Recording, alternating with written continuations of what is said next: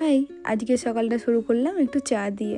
আর আজকে অনেক plan cancel হওয়ার পর আজকে আমার বন্ধুদের সাথে পিকনিক আছে, তো তাড়াতাড়ি রেডি হয়ে আমরাও বেরিয়ে পড়লাম।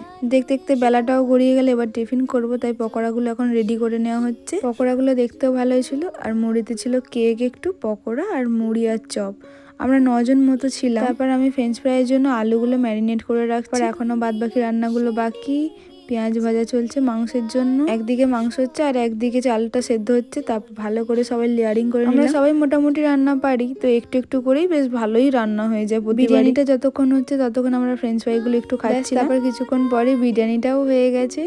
আর এই যে কি সুন্দর দেখতে লাগছে, দেখতে যতটা ভালো হয়েছে খেতেও কিন্তু তার থেকে অনেক বেশি ভালো। তারপর একটা বন্ধু সবার থালাতে আস্তে আস্তে বিরিয়ানিগুলো দিয়ে দিচ্ছে। আর দুপুরের খাবারের মেনুতে ছিল চাটনি, পাঁপড় আর বিরিয়ানিটা আর কোল্ড ড্রিঙ্কস। প্রতিবারই যেহেতু বিরিয়ানিটা এত ভালো হয়, তো এইটার বদলে কিছু করার কথা ভাবাই হয় না। সবাই বাড়ি চলে গেল, ভিডিওটাও শেষ করলাম, বাই বাই।